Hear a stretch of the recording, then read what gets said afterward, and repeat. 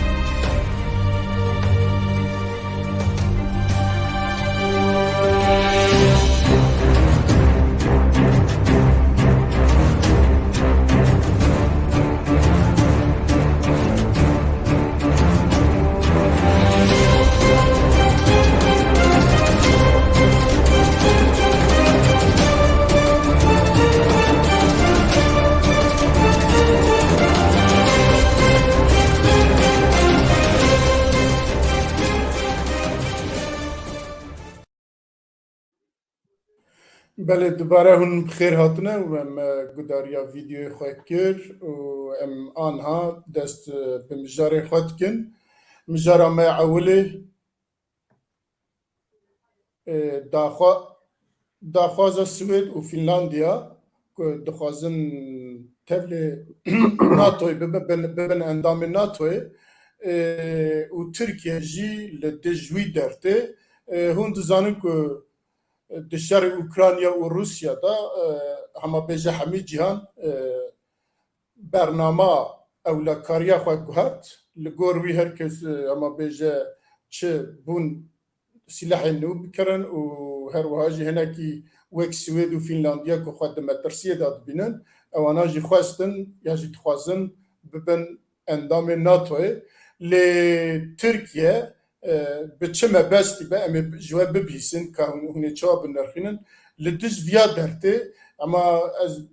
جکک حنفی بپرسم که گلو جبوی وی چد بیجه چما ترکیه لدج درته و ارگومان وی چینه و دخوازه وی چینه دخوازه چی بکن از بریاکو برسیوات بدم از ویانه بیجم yani ev devletim ko dixwazin têkevin NATOyê mafdarin bi rastî yanî ewlehiya wan di xeterê da ye yanî Putin sivê çi bike çi neke ji Putin pêva kes nizane bi rastî yanî ji ber wî camêra tiştek wisa xwestine ew dixwasta xwe da mafdarin lê belê werin ser Türkiye ji roja ewil da yanî ava çend sal e piştî ku teyara Rûsa xist û pêda û încar paşiyê nava xwe Rûsa xweş kir û paşiyê S-400 stend û nava wan û Emerîka nexweş bû û di wê navberê da li Rojavayê Kurdistanê ku ket şer di wê navberê da hin ambargoyên çekan jî li ser Tirkiye hatin sepandin wek mînak Kongresa Emerîka F-35 qedexe kir ji Tirkiye re yanî firotina wî qedexe kir îzin neda. Tirkiye gelek bazariya dike navavê mesela Swêd û Fînlandê. Yani bi tenê mesela F-35 falan bêvan nînin. Türkiye dibêje ez çi bînim serê Kurda gere hûn piştgirê min bin. Ez nahêlim ku Kurd ne Rojavayê Kurdistanê û ne jî li Başûrê Kurdistanê Kurd bibin desthilat, bibin em bêjin ew ji xwe ra tiştekî ava bikin, ez ê wê bixînim û gere hûn jî piştgiriya min bikin. Hûn piştgiriya min nekin jî Erdoğan aynê wisa got, hûn piştgiriya min nekin jî gere min çavê xwe ji min re bigirin. Bi wî rengî ew kir. Got ez ê ji Hatayê Hetanî em bêjin sînorê Îranê ez ê 30 kilometre bi Kurayî ez ê ew ava bikim. Ew wek kembera Erebî a kevin. Ez ê ava bikim û gere hûn dengê xwe nekin. Lê bi rastî wexta ku meriv ji pencera Kurdan da lê dinêre, Kurd ev ji bo Kurda sürpriz nîne. Yani bi taybet Türkiye di neyartiya Kurda da ew asta ew kê hingî diçe bilind dike, zêde dike. Ev jî ji me re xerîb nayê, lê belê Türkiye bi destê xwe hinek tişta jî încar de aleyhê xwe da jî xera dike. Çi ye? Yani em tev dizanin televizyonê temamê dinyayê wexta ku vê meselê şirove dikin, pirsa Kurda dikin. Pirsgirêka Kurd û Kurdistanê tînin ziman, helwesta Türkiye tînin ziman, hinek jî belkî li gel Türkiye jî cî bistînin û hinek jî mümkün e ku li hember Türkiye cî bistînin. Îcar ew ê van dewletên NATOyê çi bikin? Ez hê ku te hema nepirsiye, ez vê pirsê ji xwe bipirsim û ez bersîva wî bidim. Yani ê min di serê min de pirs hene. Yani pirsgirêk hene. Ez dibêjim mümkün e ku evana wan bilofê Erdoğan bibînin û tiştê ku ew dixwaze bi xebera wî bikin. Wek mînak Brîtanya ew ka ser Tirkiye rakir. Ew qedexeya çekan ji ser Tirkiye rakir jî. Dov û pêr bû rakirin. Ev ya îşaretek bû. Yani Brîtanya hema wisa bi serê xwe hema ji nişkava ranake. Ehtimalek mezin haya Amerîka jî heye û belkî haya Almanya û Fransa jî hevin û NATOyê jî hebe. Îcar yani her tişt bi xwe ra ew tîne. Yani wek zidê xwe jî tîne bi xwe ra. Yani Türkiye dixwaze divir da ew ki bistîne sûd wergire. Lê belê mümkün e ku încar Kurd jî ji viyanê sûd birgirin. Yani bi çawayê sûd birgirin. Yek jê NATO mümkün e ku bi Tirkiye re têkeve rekeberiyê.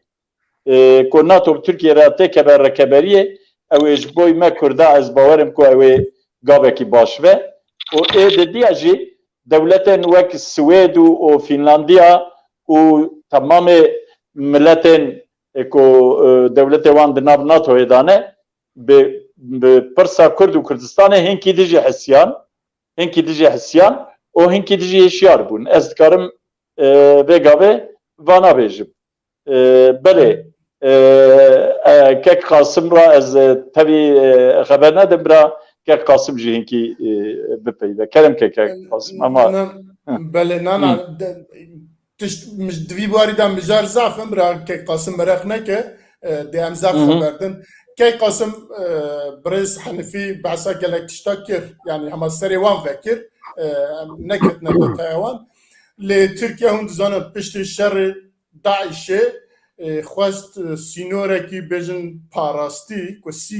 kilometre hema bêje ji Hatayê bigir heta Agiriyê yani çi Rojava û çi Başûr xwest li wê çêke lê NATO ya jî dewletên dinyayê viya qebûl nekirin. Û niha Tirkiye بوی هلوستا خواه کردا تنه حساب که و دخوازه او تشتینکو او چاخت خواست آنها جبوی فرصتت خوازه وانا پیک بینه گلو ده بکار بوی بکه بله السلام خواه پیشی جکک حنیفی استودیه و جهمی خبرکار چارپل مدیا و بینرین چارپل مدیا را دشینم از جوه در دست بکم که براستی دوی معرف ترکیه باش ناس که دولت ترکیه ناس که دولت ترکیه روژا آوا بیه آوا نیزی 100 سالایه هرگاه دکوه تلاش و ترسا پیش روژا دولت آخواه یعنی اوجی دزان که اف دولت بی آوای ناچه هر دو ترسن ترساوانی هری مازن جی ترسگریکا کرد و کردستانه جبوی دنیای او چکاف داویجن اول ویاد فکرن و گلک جاراجی وقت ویاد فکرن او تکوه علیهیه وان از باور دکم اف جارجی و اف ترک دولت ترکیه دوی مجاره داجی شخوات وقت الهمبر سوید و فنلندیا دستکوه دبیجه وانا تروریستا خودید کن یعنی تینه سر مثلا کرد و کردستانه دیسا از دبیجم و اف نخوشین روزک دولت اوان بده پرچکرن جی که دیجی من میناک دابول با دمکی دا از بید فکرم یعنی ترکیه جمهوریتی نها او بکه یعنی چه بکن جرا دبیجن جبو که تشتکیش خورا بدست بخه چند پیشنیارا بینه یعنی مثلا ناتوی مثلا تکلیه امریکا و اروپا و بریتانیا دا پچکی نابر خو وان خوش که پچک ریا خو خوش که وی مثلا تینه پیش پاشی جو بیجا مجبو خاطره و واده بجه برده چونکی تشتکی دنی گرنگ البامن گرنگ اجوارا بیجم اگر ترکیه جمهوریتی روژا جناتوی در که و ترکیه پرچوه یعنی خوسکا دف جناتوی بردانه دولت ترکا جبوی بلوفت کن ترکیه چه زمانیه بلوف از بیجم و ات انجام نده دیسا هیویا من اوه اویا تدی اونجی دزانه جبر مثلا شر روسیا و اوکراین و تایبت جی جبو مسئله ام بیجن انرژی و گازه و فلان وگا کتنوی تلاشی اوروپا و امریکای تایبت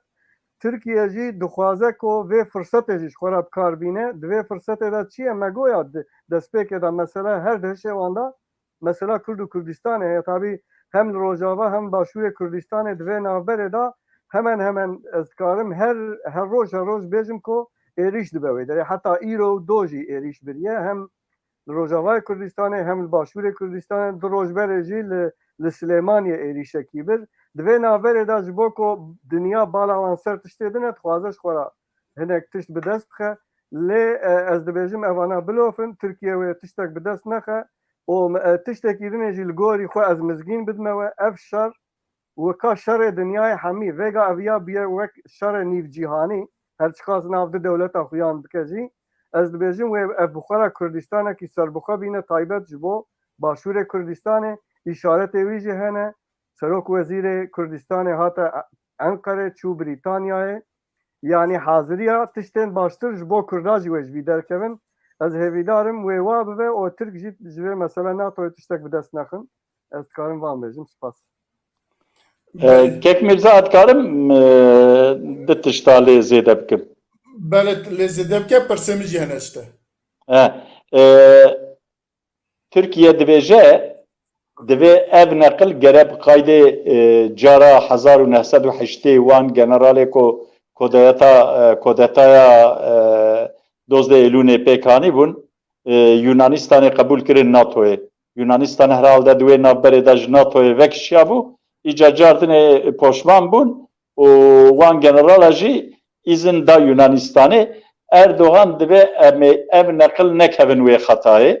وی تینه زمان لی از دخوازم بالا تماشابانا بکشینم سر تشتکی دن از دویجم Erdoğan نیتا Erdoğan'ı سرکه یک جی کو اگر نیارتیا کرده به ایدن ایجی سیاست نافخوییه yani Erdoğan dixwaze di mesela siyaseta navxweyî da xwe bike wek qehremanekî û belkî di wan hilbijartinên ku di pêş de wê bikin di sal û nîv şûn da ku wê bikin di wan hilbijartinan da ji bo ku bi ser keve. yek mesele yani sebebi ve evkavana kol hember van her du devleta dertên yek jêjî Gaya Erdogan ew e. Ez duê qenaetê da me. Belê kerem ke tê çi pirsiyek. بله من بله پرسک من دنجه yani ev mesela de dawiye da de Türkiye vit tişti kabul bike başa dem navberawi Rusya çavabe yani Türkiye vakti ku kabul kir Finlandiya û Swêd ketne nav NATO'ye ev çağ mesela Türkiye û Rojavayê Kurdistanê Rusya de çavabe bidîtine var. Ez dibim ew ê li Îdlibê bitexe. Ew eger ku nava wan û Rusya nexweş bibe ew ê ewilê li Îdlibê bitexe. Yani ew ê Türkiye mecbur bimîne ew tedî ku wan pêşiyê me digotin siwar hatin peya çûn ew siwar çûn ew ê peya werin ew ê revî revî werin wisa xwanê dike heta mimkin e ku Türkiye ji Efrîn û Serêkaniyê û Girêspî jî derê eger nava wan û Rusya nexweş bibe. Lê ez ne pir nebawerim Kek Mîrza ku nava wan û Rusya nexweş bibe. Yani ji ber çi ez nebawerim hem pêwîstiya Rusya bi wan heye a bi rastî û hem jî pêwîstiya wan bi Rusya heye. Yani Türkiye qaydê ku min serî da jî got ve ava çend sal e wek mêzîn mêzîna navbera her du bloka da bloka NATO'ye û a Rusya di nav wan da wek mêzînekê ge Libyalî her carê ama wisa dileyîze di nava wan da elbet ev lêstika wana mimkin e ku di rojek pir nêz da jî biteqe. Yani tahammüla her du tarafa jî bê heta ciyekî hinek mesela şirovekarên siyasî behsa avêtina Türkiye û NATO'yê jî dikin. Yani ku Türkiye bi vî awayî serê Emerîka û serê dewletên NATO'yê değişîne mimkin e ku sivê Türkiye ji NATO'yê jî derxin. Ew jî mimkin e. Wek Kek Qasım jî dibêje ger ku Türkiye ji NATO'yê derê ez bawerim ê bibe hêsîrê Rusya û ez bawerim ew ê nikaribe yekrêziya axa dewleta xwe jî axa wan nîne a dewleta wan e vêgavê wê yekrêziyê jî ez nebawerim ku dikaribe biparêze. İşê wan xera dibe yani. بله Kek Qasım ez pirsê min hene işte yekê jê di civîna NATO ê li Berlînê da Serok Wezîrê Derve Tirkiye Çavuşoğlu bi dengekî bilind heqaretê berpirsê Swêdê kir li wê bi dengekî bilind û endamê NATOyê jî kesekî ku li hember wî ku bikar rabe bi xeber ve kesekî li hember wî jî xeber neda Serê kirin berxwe. Serê xwe tevkirin berxwe mîna ku çawa tiştekî nebiye û ew kê Tirkiyê kirin û pirsekî din dîsa ew kê çi ye navê wî Linda ew ê Swêdê ew ê wanê derve Anna Linda ku ew jî di goterekî xwe da got problema me û Tirkiye nîne problema Tirkiye û Amerîkayê neketina me ev daxwazin ku Tirkiye dike divê tu eleqayê bi Swêd ve tune divê eva di navbera Amerîka û Tirkiye de ye divê ew xeber bin.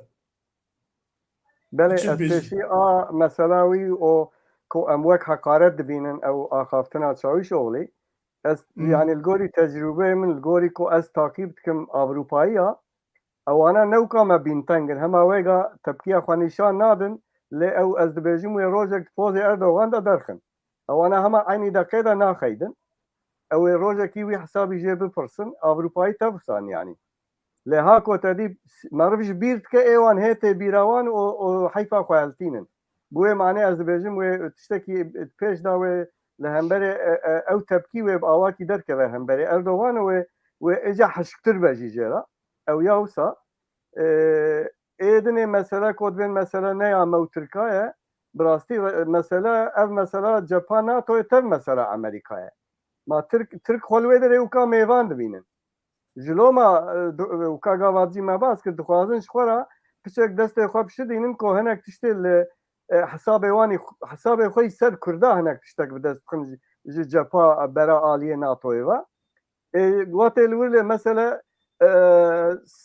که حنیفی باز کرد گوت که و بریتانیا مرف دبی که تاویزک دا ترکازی اج آلیه دجی امریکا چکر در روجاوای کردستان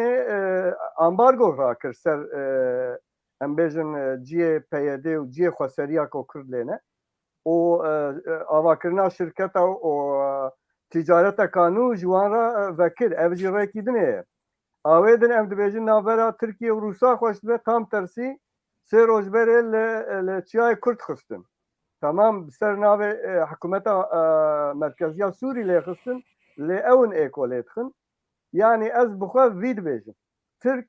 حياكو نبر رواندية خو ملتي خو دولتا خو ببارزن هر كاسواد بيجن أز بيجم نا برجواندية خو بارز نا مسألة كرد و كردستان چارة سرف كن أجبروي جوانا إيه هاري مهم وكاوي مسألة كو غوبرا چاوه جينار مجي كوركن وكاية من هما دبي برا إيه كردا تشتكتن هذا إيه ما خده مازن أجبوي أز دي ساجي دبيجم دبي أم أريني بن ام کرد یک رزیا کردا چکن اوج مرا جوان تکلایه تشته باش درکردن اسپاس بله کک حنفی پرسکی دن جناب te باز کرد گو دبک و دوردا آنها دنیا ایدی مثلا کردا دیسه هاتیا روژه گرم بیه دوردا دوی کرد چبکن که مثلا خواه پیش و بخن و داخوازه خواهی پیش و بخن که خراب بخن برجواندیا خواه یەک گشتی کورد ئەرێ یەک divê ku Kurd navkokiyên nav xwe bînin asta herî nizm û bi hev re tev bigerin û dîplomasiyek serkeftî bi rê ve bibin. Di do Kurdên li diasporayê ew saziyên diasporayê divê ku ji demên berê سێ قات و پێنج قات زێدەتر ئاکتیف بن مەسەلا کووردا زلما کۆ کورد دبنی دانێ لە هەر چارپەرچەیان ژی wê zilmê ji wan miletan re û ji dewletan re yanî bi de awayî divê ku ew xebat bikin yek bi dewletan re xebat bikin di do bi saziyên sivîl ê welatên curbecur re bikin eger ku Kurd van xebata bikin ez bawerim ku ew ê Kurd di vê meselê de ê herî ku ew ê zêde kar jê re hebe ew ê xaneya Kurda pozitif ew ê çê bibe ez di wê baweriyê de me û Tirkiye jî bi vê ewka xwe bi vê du alî lêstina xwe yani ge bi Rusya re ge bi Amerîka re ge neyartiya wan bike ge lember wan bisekine ge bive hevalê wan ew ê di paşiya paşî de ew ê Tirkiye hinda bike û wek Gokek Qasım jî got banga me li Tirkiye ez wek Kurdekî bang li Tirkiye dikim ez divêm der ji vê neyartiyê berdin 100 sal e we neyartiya Kurda înkar û îmha û asîmlasyon încer nav sînorê Tirkiye têr nekir hûn vê gavê încer derketine Rojavayê Kurdistanê Başûrê Kurdistanê hûn wan dera jî a îşev jî gava dinê wallahî meriv di hindir de nikar bû bisekiniya ji dengê teyara ê diçin li kê dixin qewê herin li Rûsa xin û li Amerîkaya xin û li İngilîza xin diçin li Kurda dixin babê încer bi rastî divê hişê xwe bidin serê xwe ev neyartiya Kurda ew ê wana berbi ewkeke mezin da bibe yanî krîzeke mezin da bibe ez di wê qenaetê de me û ez hêvî dikim ku li xwe mikûr bên û werin bi Kurda re rûnên ka em ji hev çi dixwazin em bi vav rûnên û em bipeyivin. Bele. Kek Qasım Brez Hanefi dibe ev krîza de Tirkiye be krîzekî ku êdî nikar be ji navê derkevin bibe wêva bibe lê em lê dinêrin ku ji aliyê Kurda va ji aliyê Kurda va bêjin konseyekî ku bi giştî bêjin çar perçe Kurdistanê di nav xwe da ku ji bo vî derkevin dîplomasî bikin nizam kar bikin tune ye eger tune be ya ji tiştek wisa nebe di çima Tirkiye bikeve krîzê. Yani mesela kriza Türkiye birastî Türk bi xweş xwe ra krîzê ava dikin. Yani wate em bêjin tiştek dine pêşiya xwe riyak dine pêşiya xwe ji ber ku hemî wê riyê ser dijîtiya ser neyartiya Kurda ava dikin dûr da hûn da dikin ji xwe destpêkê da. Krîz ji wê derê tiştekî din heye. Mesela em bêjin ev dewlet ji roja ava biye hergav di rojavayî da şer heye. Lê heya niha demekî Kurd li Kêderê li navê wir çi bû Qoreyê ji bo ku bikeve NATOyê çû li Qoreyê şer kiriye wek leşker. O çend roja jî li Qibrîsê şer kiriye wekî din ev 100 sale bi Kurdan re şer dike. O navê wî jî ji xwe danayîne herb jî. Bi tenê di vî 40 salê dawî da şerê wanî PKK ra tê gotin ku 2 trilyon çiye dolar tenê ji bo vî şerê çûye. Yani ev ne kriz be ev çiye bi xwe bi xweş xwe ra krîz çê dikin. Niha hatine wê noxtê ku wekek Henîfî jî got yani piştî 100 sala di vê siyaseta xwe înkar û îmha û asîmîlasyonê da pî bikutin wê 100 salê de jî win da bikin tiştek jî bi dest naxin. Yani meriv dikare bêje çi yani divê ew bi xwe bizanbin ku bi vî awayî ev bi vê qûşê naçin mûşê yani dewleta xwe nikarin bi vî awayî bidin berdewam kirin. Her roj krîze niha krîzek wa heye li Tirkiyê krîzek eborî wa heye krîzek civakî wa heye krîzek siyasî heye ku belkî di vî 100 salî da krîzê herî mezinin her sê beşî da jî hem civakî yani titkevî trafîka Stenbolê însan wa ew bi Tirkî dibên gergîn hema yekda jî ve çêra dikin. Yani civat hatiye ber teqandinê. Krîza eborî ti rojek çî marketê dolar kek Kasım.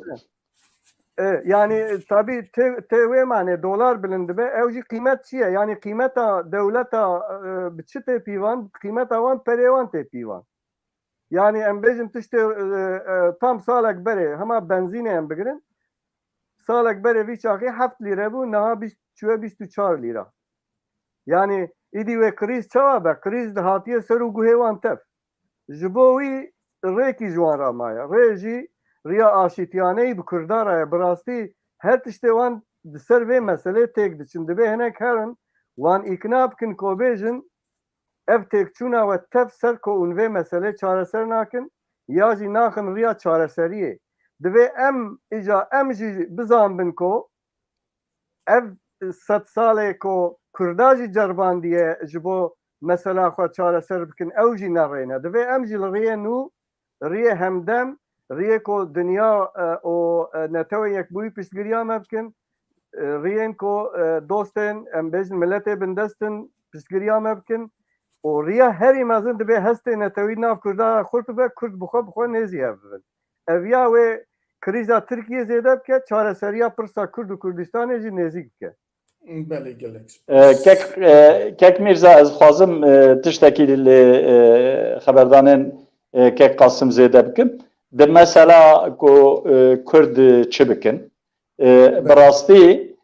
hinek hema car bi car wek benîşt dikin devê xwe divên û kongra netewî û filan û bêvan nabavê min. Xuya ye ku em vêga nikarin kongra netewî ava bikin. Lê em dikarin perçe bi perçe vê meselê çareser bikin. Vê mesela yekrêziya her çar perçeya. Bi çi away ewlê her perçe di nava xwe da bira yekrêziya xwe ava bikin. Li Bakur elhamdülillah tişkî wisa hê jî tune ye. Ez wisa bêjim yani ji ber ku ez acizim ez wisa dibêjim. Awayê li Rojavayê Kurdistanê Emerîka dikeve nava wan Fransa dikeve nava wan da ji bo Xwedê û pêxember werin baevrûnên û meselê nava xwe nakokê nava xwe çareser bikin. Ew diçe televîzyonciyê wî lê dixe û nizanim çi dike û partiya dişewitînin û nizanim bi çi awayî dikin. Li Başûrê Kurdistanê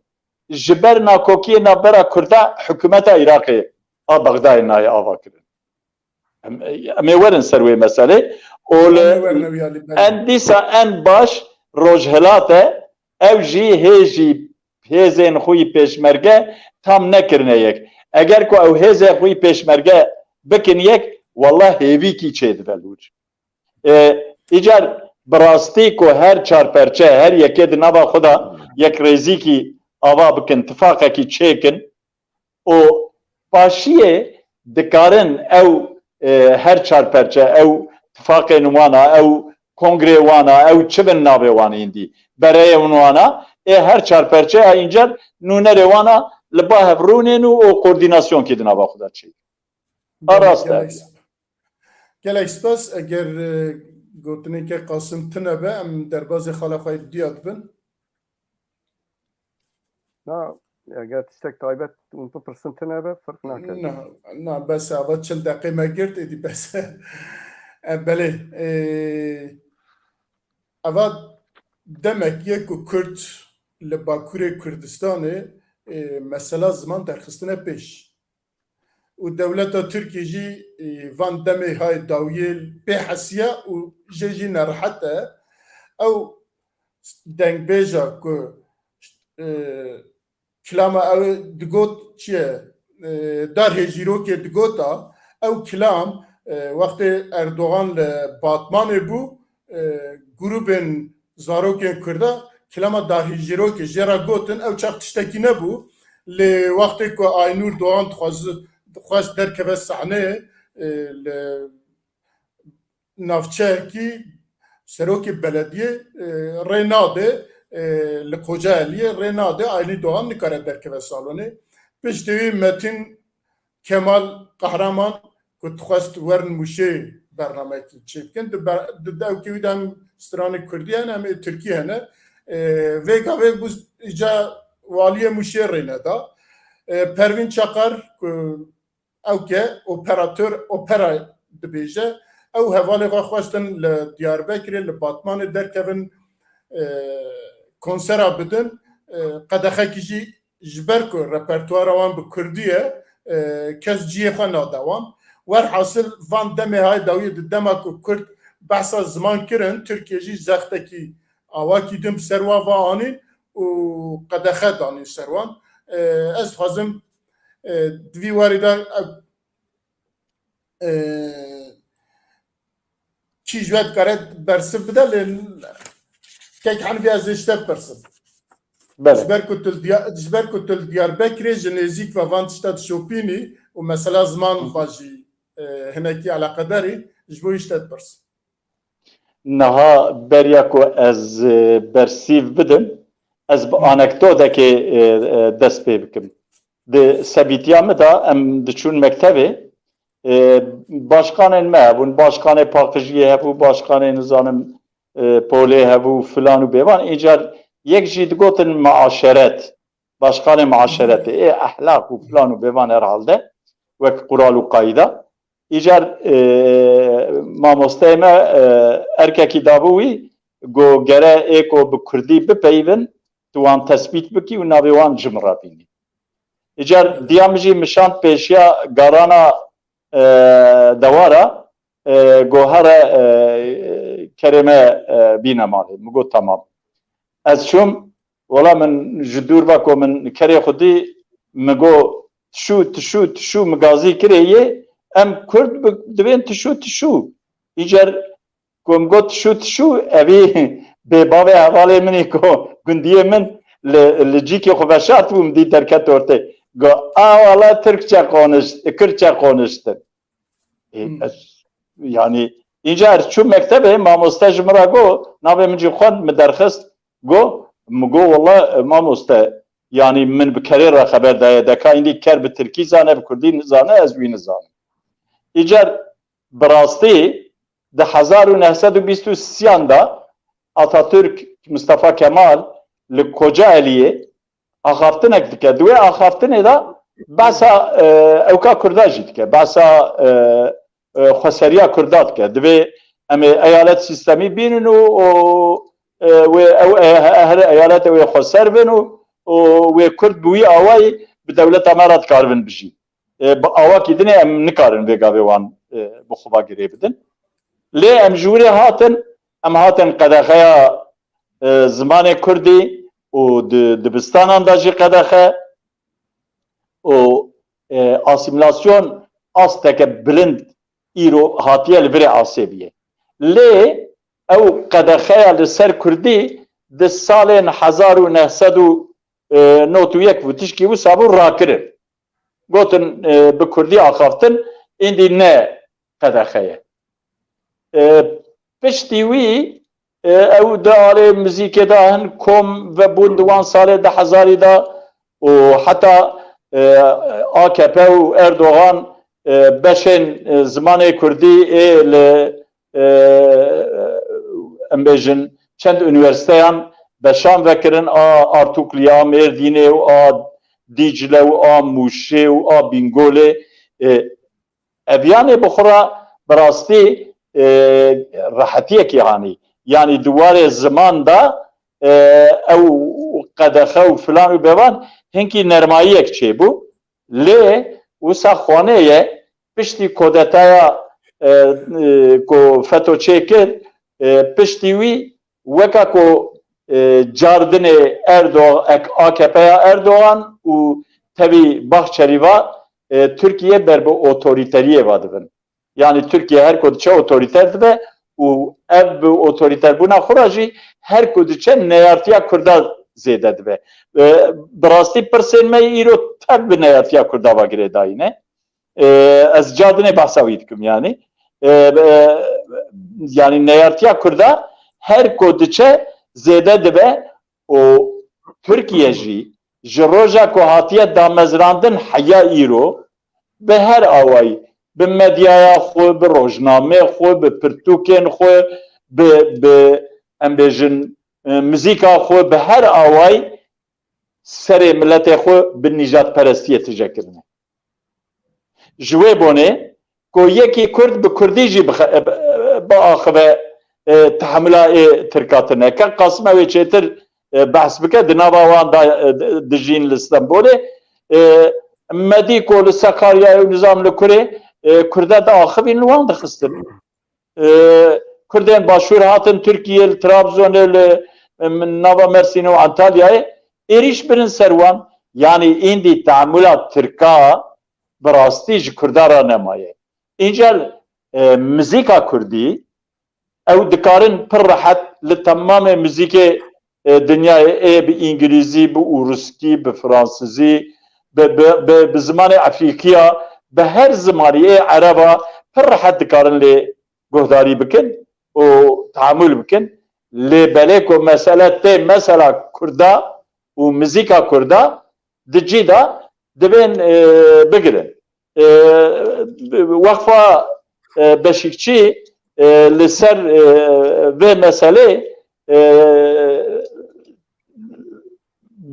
demek berê lêkolînekê kiribûn bi hunermenda ra lêkolîn kiribûn behsa bûyerên ku serê wan da derbas bû nedikirin. Yani mesela hunermend dibêje divê wala melbatmanê ew da konsera me hebû me bi Kurdî digot divê polîs jî hatibûn 6-7 polîs li paşiyê ew jî sekirandî bûn divê ewana car bi car ew zarokên wezîfedar ku di nav berê da ew divin tînin bi wasta wana ji me re 6 car gotin bira perçekî Tirkî jî bixwîne. Divê min jî migo ewke yani di repertuara min da tune ye. Îcar divê piştî wî divê en paşî midaxele kirin gotin vay sanatçîkî me jî heye bira ew jî derê ew jî bêje û divê sanatçîkî yekî bi navê sanatçî yekî derxistin û ew jî înca bi Tirkî bû. Teamûl tune birê min. Yani ne li ba polîsê wan heye ne jî li ba xelkê wan jî tune. Yani îşê me zor e divê ku em Kurd ewilê di nava Tirka da ku em dikaribin em ji xwe re dosta jî ava bikin. Ew jî wezîfeke Qasîm û hevalên wî yê ku li metropolan e ev bar jî li ser milê wan e ez zêde nepeyivim kerem kekek Mîrza. Belê Kek Qasîm ما گوداریا که حنفی کر هما بجد تشتکی با اشترا نهشت لیاز پرسکی بکن بلکی تو هنکی زیده باخفی باشه tam demekî wiha da ku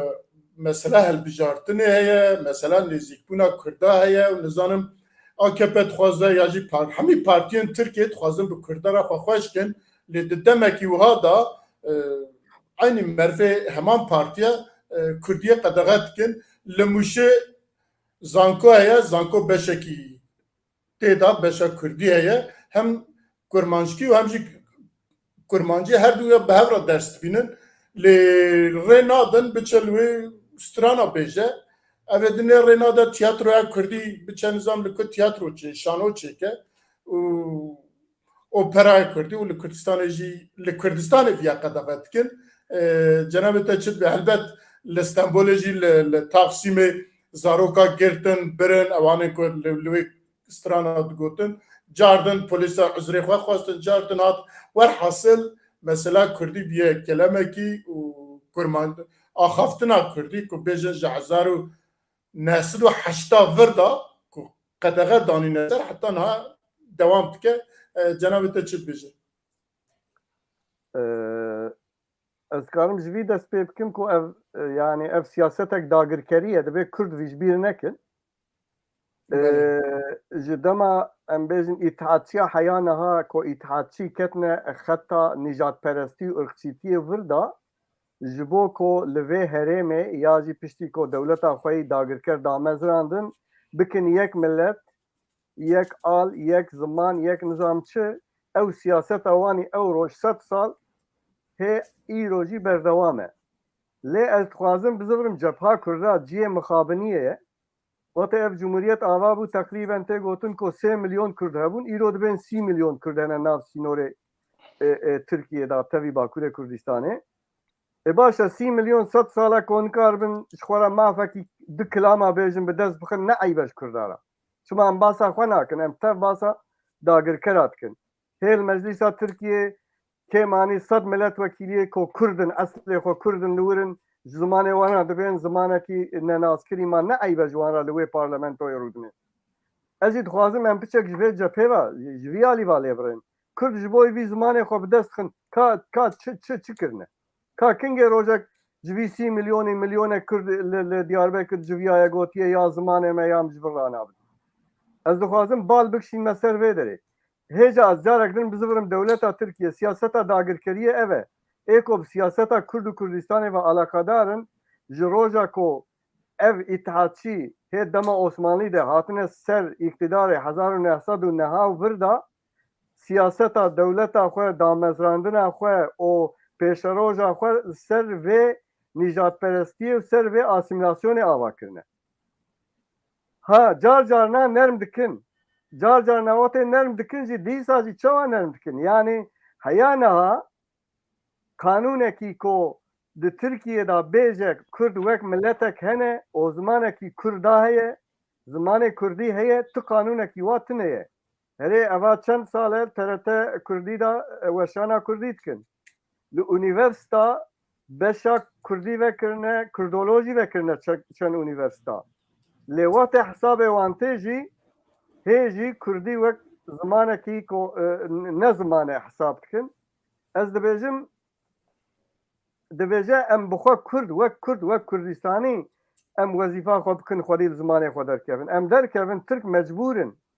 vê rêjmera vekin em li hêviya wan û li hêviya gorandina kanûnê wan nesekinin heta dewleta Tirkiye carna divan mesela da kanûnê xwe bin pê dike ji alîkî ve darhêjîrokê ez baş dizanim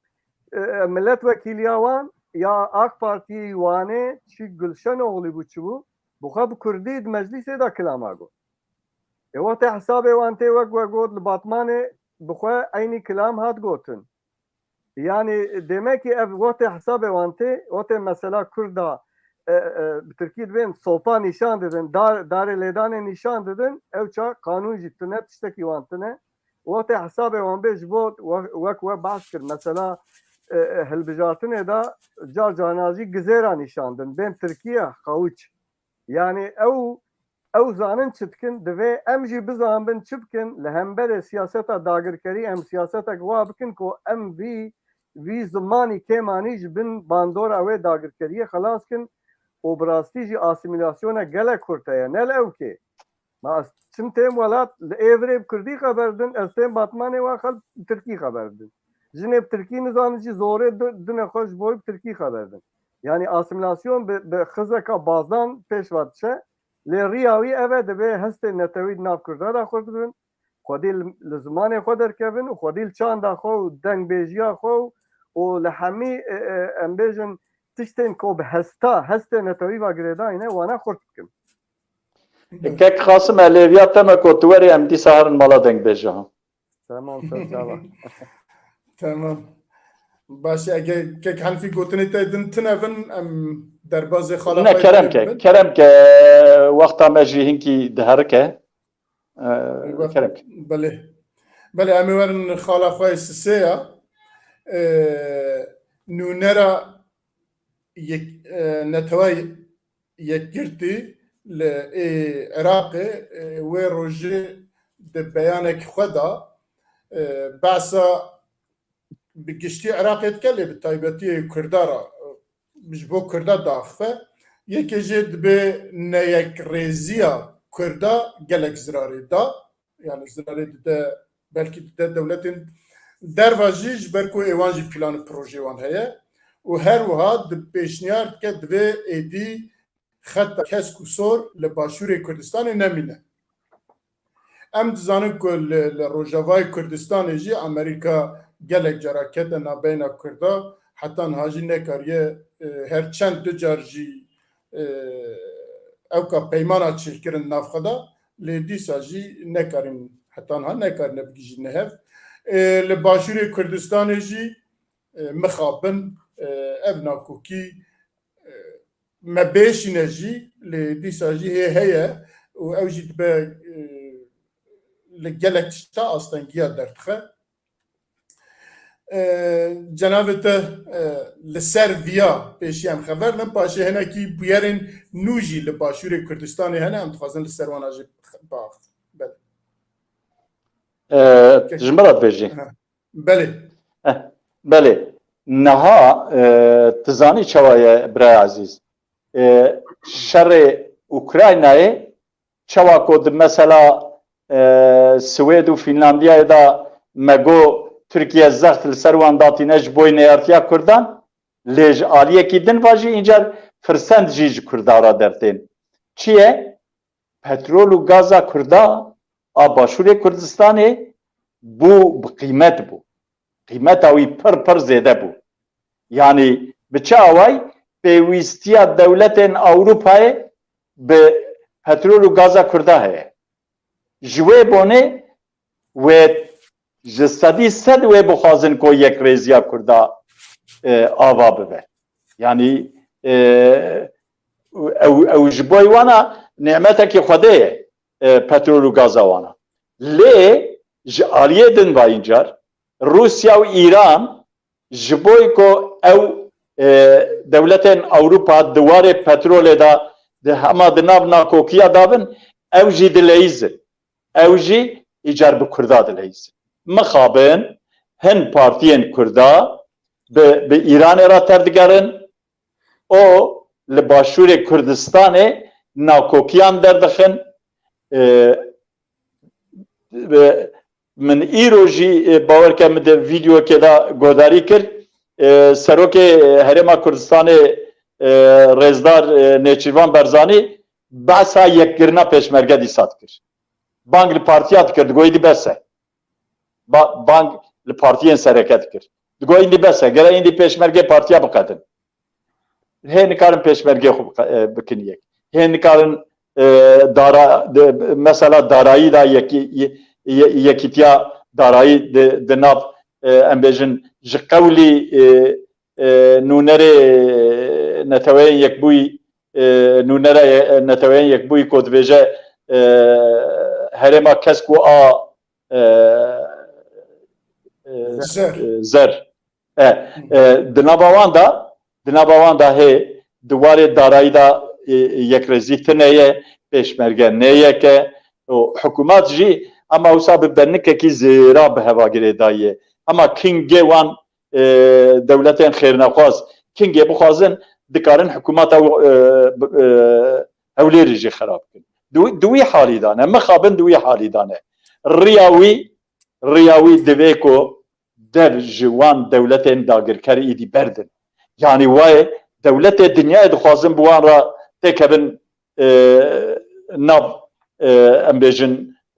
ew ka yanî bi wan re pêvendî deynin ew hê jî bi dewletên dagirker re hê jî di nav pêvendiya da êdî ev yanê têr nake têra Kurdan nake têra wan jî nake bi serê xwe wan kim eger ku ew bi vî awayî dewam bikin ew ê Tirk ji jor da werin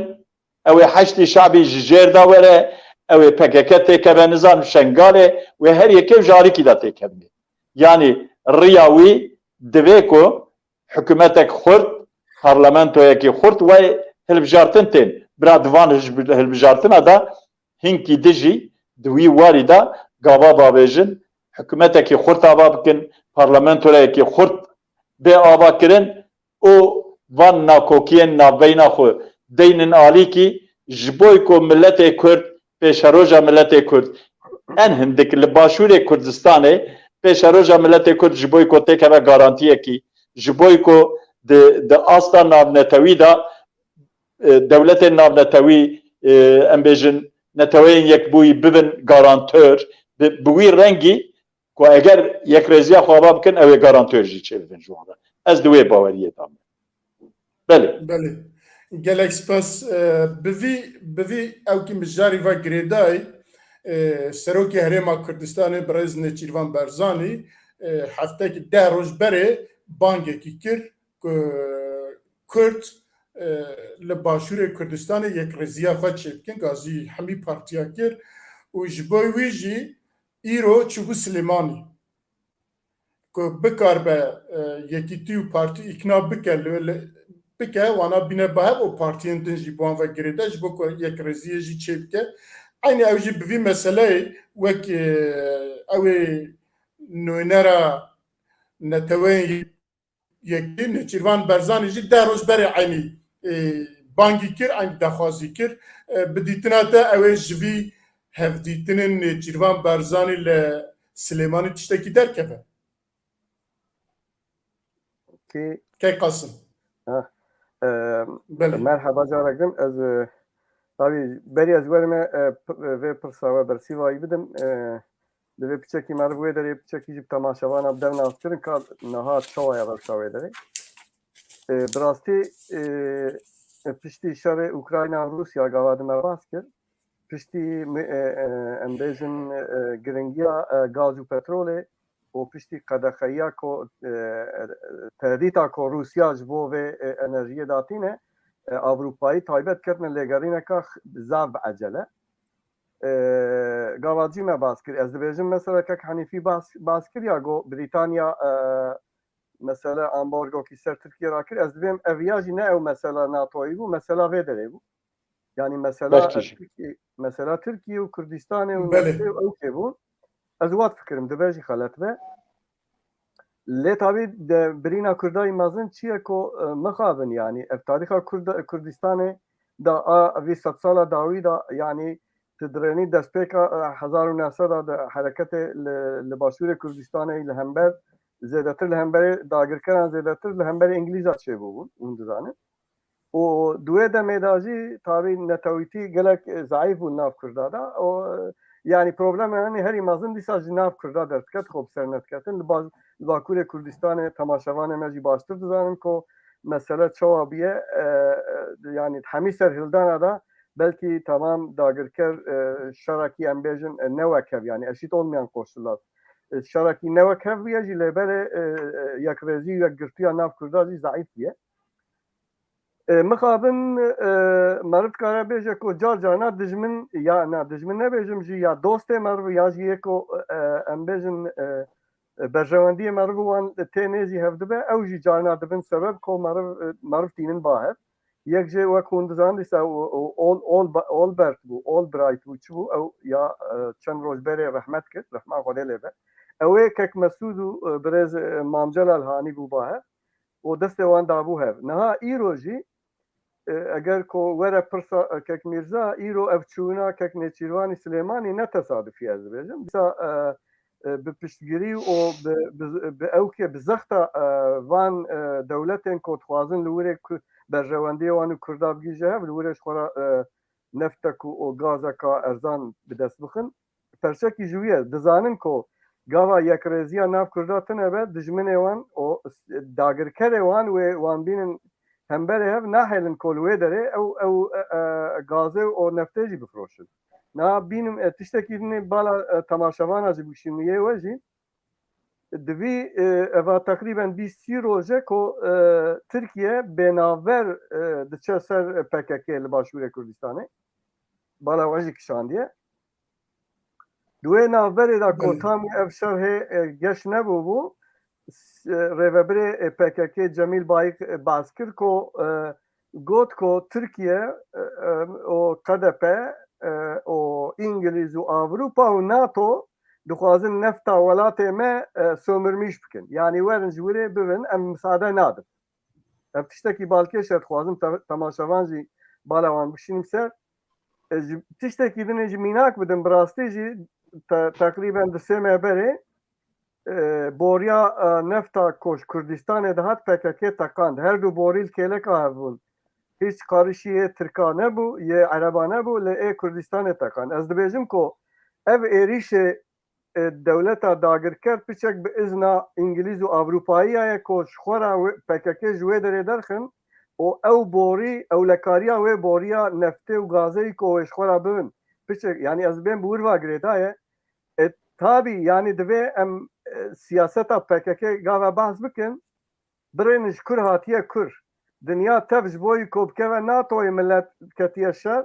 ême Kurd için li Avrupa û nizam li ku derê li hemberê NATOyê bi navê PKK û bi navê Kurda xwe pêşandina dikin yani ti mantıkekî ku meriv bide vê siyaseta PKK tune rastî PKK siyaseta wî niha ketiye ketiye dijê berjewendiyê milletê Kurd û Kurdistanê divê hemî Kurd taybet jî sempatîzanê HDP PKK via bibînin û rexnekî mezin li van hêzê ku nêzî wanin PKK HDP bikin ku ew li xwe vegerin ya nexwe ez bi xwe tiştê ez siyaseta vê rohlata navîn û siyaseta Kurda fehm dikim wê PKK ji wê derê derxin birav awakî efendî ji xwe re ji wir derkevin neyartî jî ser başûrê Kurdistanê PKK ava nekin ev ya ne berjewendiyê wan e ne berjewendiyê partiya wan e ne berjewendiyê Bakurê Kurdistanê ne berjewendiyê başûrê Kurdistanê dibe herkes ji aliyê xwe ve vê siyaseta PKK'yê xelet û yanlış û zirarkar li hemberê vê siyasetê derkeve tabii nayê wê mane ku illahê biriya şer û pêvçûn û yan pêşmerge û gerîla werin hemberê ez nebûyî mantıqî dibêjim lê eger PKK divê propaganda xwe yî xerab divê neyartiya xwe yî ku di astê herî bilind daye li hemberê PDK bikartîne wê ev rojekî zirar bîne ji PKK ra jî wê zirar bîne ji hemî Kurd û Kurdistaniya ra jî wê xeber û axaftin were ser wê nûne ra netewê yekgirtî ku dibêje rêzê li hev bigirin zer û kesk ji nav xwe rakin zer û kesk dîsa tişnabe ev PKK rengê ye nizam çi ye lê herî rengê xeter ji bo Kurdistan rengê PKK ye divê wî rengî ji nav xwe Kurd rakin ka wê ew jî çawa rakin yani hebûna PKK'yê çil salî realîteke ye dost ve dijmin ve çi be hebûye yani hebûye Tirkî dibên yok sayamazsın hebûye lê niha taybet niha ketiye bi rastî jî ketiye hem bi şer hem bi şerê şîdetê ketiye dijê Kurd û Kurdistanê ne ku ez dibêjim bira li ser neyartiya PKK siyasetek were ava kirin lê PKK tiştê bi kiryarê xwe neyartiyek li nav Kurda da ava dike divê em hişyarî bidinê beriya tekbîren beriya kengê bû beriya mehekî bûn DBP'yê hatine me ziyaret kirin Diyarbekir wek pakê خواستن کۆوا شەر دەست پێ کردیە برا شەڕێ ئەم ببن ناڤەنچی ji bo şerê navbera PKK û KDP me got biracan şerekî wisa navbera PKK û KDP de tune şer navbera PKK û dewleta Tirkiye de heye ew jî ser axa Başûrê Kurdistanê ye divê emrêkî jê ra bibînin ji PKK ra bêjin ji xwe ev şer newa ketiye aleyhiyê PKK jî ketiye aleyhiyê Kurd û Kurdistanê jî riya siyaseta demokratîk û meşrû li Bakurê Kurdistanê rêl me teva girtiye werin vê riyê bi awakî dev ji vê riya xeter berdin bikevin riyeka Kurdistanî kêmanî nebin asteng ji bo siyaseta Kurdistanê lo tamam û nebin jî nebin asteng niha problem yani ji yekîtiyê û partiyê zêdetir problema Kurd û Kurdistanê PKK ye divê em viya bi awakî eşkere bibînin û bi awakî jê ra Kurd çare bibînin ji ber ku evên ku televizyonê PKK temaşe dikin bi rastî îdî bi wan re naye axaftin tu basa hêtin nabêjî Kurd ew basa îxaneta KDP û berzaniya dikin ya neyartîkî wisa xurt divê mehê de bi xwe çêbiye ku telafiya belkî 5 sala nayê kirin divê Kurd û Kurdistanî di mesela PKK de hişyar bin carek din eger destûr hebe zaman hebe ev zivrin mesela yekîtî û PKK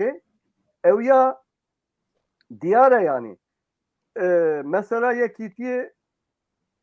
divî 5-6 salê dawî da diyar bû ku mesela dagirkirina carek Kerkûkê û beşê dinayê Kurdistanê diyar bû ku ji kur hatiye kur Partiya Mam Celal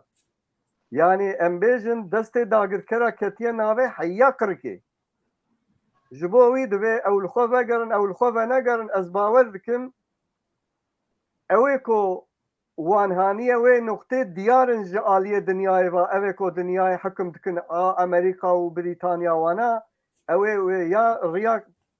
riya yekîtiyê bibirin ya jî wê wan mecbûr bikin ku ew werin xeta netewî û bi rêzê li hikûmeta Kurdistanê bigirin bidin girtin li Bexdayê jî îtifakek çêkin di navxwe da jî îtifakek çêkin ez bawer dikim ev têkiliyê Kurdistanê û Brîtanya di vî 100 salê dawî da li gorî min cara yekemek o dostaniya xwe nîşan de Brîtanya ev riya dewletek serbixwe vedike ji Kurdistanê ra divê her Kurdistanî di vê meselê da hişyar bin ji bo tifak û yekgirtiyê çi keve ser milêvan siyasî şexsî partî rêxistin dezgah çi dibin birabin û divê navberê da divê hişyarîkî baş were dayîn ji PKK ra ku ew wê derê têk dibe roj bi roj metre bi metre kîlometre bi kîlometre tirka dibe nav axa Başûrê Kurdistanê ku rizgar kiriye ew roj dîsa yek ji PKK digot bira KDP destê xwe jê bikişîne KCK hazir e Başûrê Kurdistanê bi rêva bibe evana ne hişê xwe ne herhalde ev çi mantık e çi aqil e çi kurdîtiye divê Kurd mesela PKK da hinekî jî hişyartir dibin ez bawer dikim ê yekîtî partiyê wê ew ê berê da wan hanîne bav dîsa wê wan bînin bav herhalde dirêj nebû biborin spas Belê spas birêz Henîfî tiştek din ku tu bêjî Ez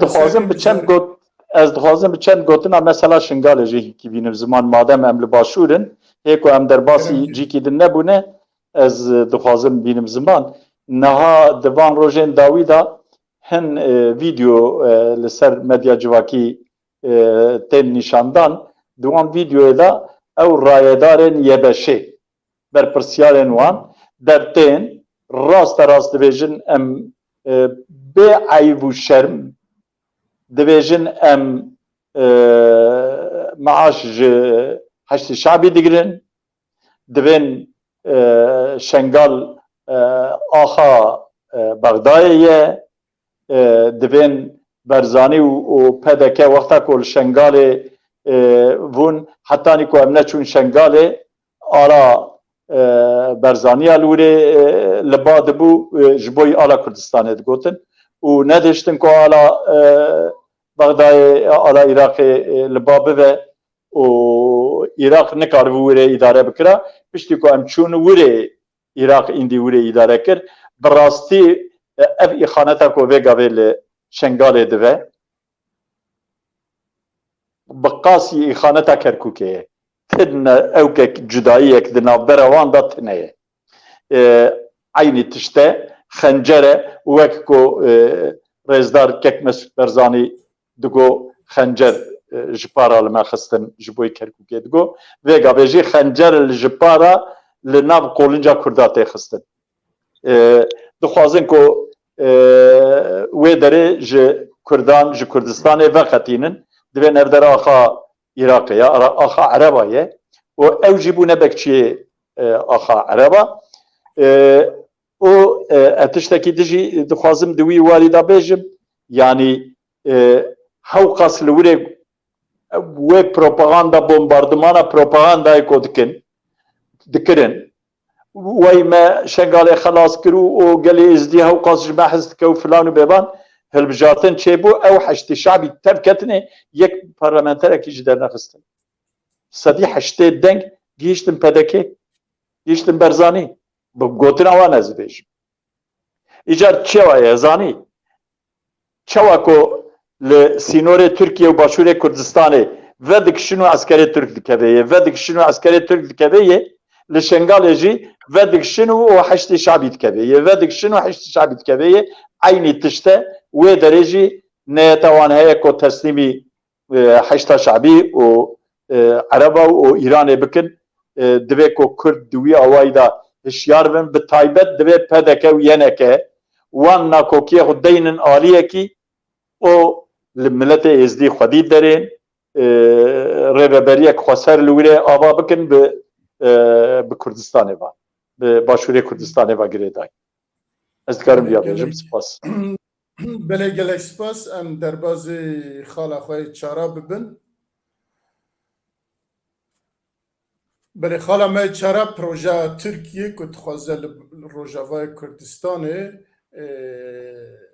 خانیا چکه و نیزی که گوتن آوان بیجه همه ملیونه که پنابرین سوری جی بهرن لوی بجیب کن و دوی وارداجی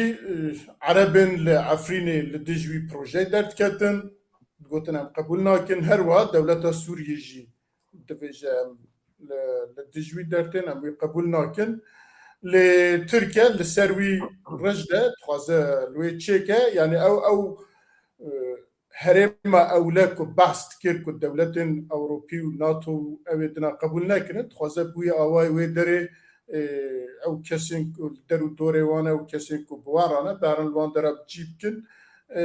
دوی دا ده بسر بکوین بسر نکوین امنز از جوه بپرسم اما جیکه که حنفی بپرسم برا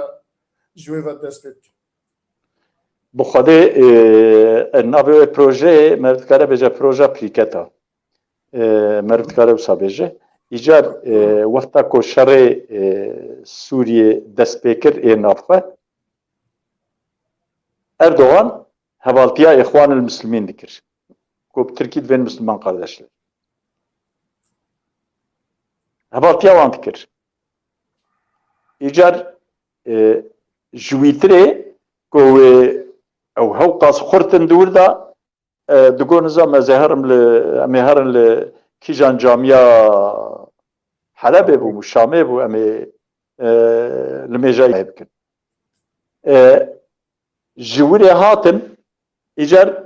شركو خورت بو ترك جي بشت جريد دانوان هيزين تندرو بتايبت اخوان المسلمين لبلين دي في باشيه او شروان اخوان المسلمين القاعدة داعش كتن ناف هاف çünkü tev dışı ben hep yani el-Kaide derbasi ihvan ve ihvan derbasi Daiş'e dibin Daiş'e derbasi el-Kaide dibin yani te evkeki zede sinoreki dina bavan da teneye abrasti teneye icar tabi evlure hezen baase beşar piştgiriya Rusya بسروان دهاتن و هدی وان ج حلب جوان قولاندن وان ج دارا جی قولاندن هر داوی هاتن ایدلیبه و وگا بجی اینجا ت Türk gere ica cijwara çekirina. Çünkü hevalbendê Tirka bûn. Ê ku wan bi çek kirin jî Tirk bûn. Jin û zariyê wan kişandin nav xwe, îca vêga vê dixwazin cadinê cîjwan ra çêkin û wan bişînin wirê. Lê Tirk dixwazin bi him mesela ku ji wana xwe xelas bikin û him jî serê Kurda têkin belayê. Demografiya Rojavayê Kurdistanê dixwazin xerab bikin. Ev yanê pir vekirî zelal li ber çav e. Ew dixwazin girê spî, serê kaniyê û Efrînê, ji xwe Efrîn malê li Efrînê xera kirine, dixwazin ciyê din a jî încer bi wan xaniyên birîket, xaniya çêkin û her carê 100,000 wan bibin wan dere bi cî bikin û Kurda ji wir derxin. Lê bira baş bizanibin Tirk. Dema ku Kerkûk piştî şerê rahmetiyê Mele Mustafa ku cardinê ket destê dewleta Iraqê û Iraq Kurda ji wê derê qewulan, îndî Kurda jî digo û dinyayê jî digo îndî Kerkûk ji destê Kurda derket û bû bajarekî Ereba. Lê di referandumê da hat îspatkirin ku Kerkûk Kurdistan e, bajarekî Kurda ye, Kurd li wirê bi girseyek pir xurt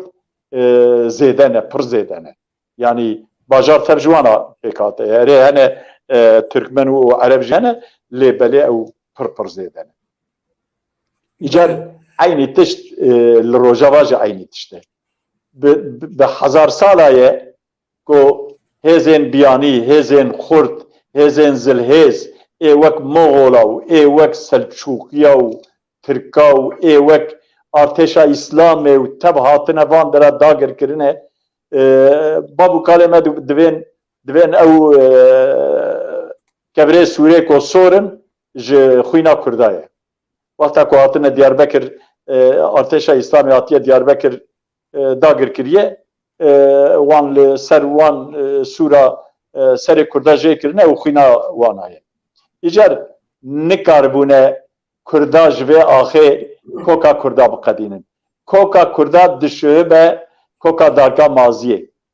Darka maziyê ti çiqa biçinî jî, ti çiqa jê jî bikî, ti lê nerî cardinê kok û şax cardinê lê xistin û cardinê şîn bû. Kurd jî wê wisavin, ez bawer nakim ku Tirk bi ser kevin,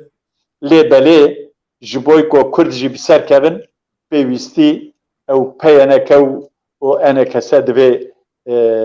ew hevdîtinên ku dibin çavdêriya Amerîka û Fransayê da çê dibûn, divê ew cardinê dewam bikin û li hev bikin îdareyek hevbeş,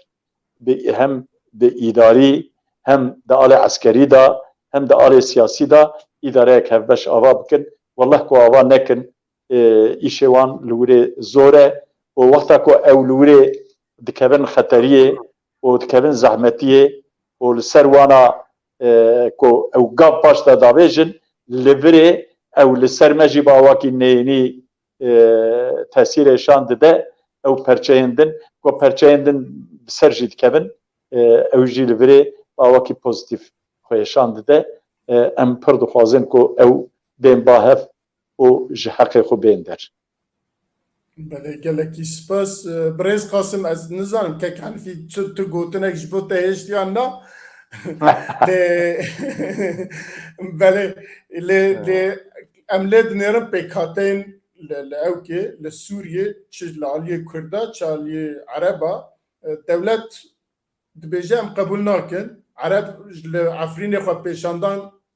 kirin gotin em qebûl nakin. Kurd enekese gotin em qebûl nakin. û PYD jî ji wî alî ve dîsa got em qebûl nakin. Lê Tirkiye dîsa jî dixwaze biçe li wê xaniyê birîket çêke û milyonekî koçbera jî bibe, bixe wê derê. Ji bo çi wî dike, helbet ez ê ji we bipirsin, ji bo çi dixwaze wî bike û di vir de ewkê wî helbijartinê jî heye, yani ji bo siyaseta helbijartinê jî helbet helbijartin e, aborî ye û dixwaze li wê herêmekî ji bo xwe çêke. Cenab-ı çi dibêje? Yani emin vate ez mesela Türkiye direnim, devleta Türkiye direnim. O mesela Kürdistan'ı direnim. Ez her biçave siyaseta devleta Türk u dagirkeriye ve mesele direnim.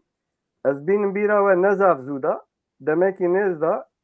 Erdoğan aynı vagot. Go ev fırsata ko mel Bakure Irak'e daye Kürda emel Bakure Suriye nednek var.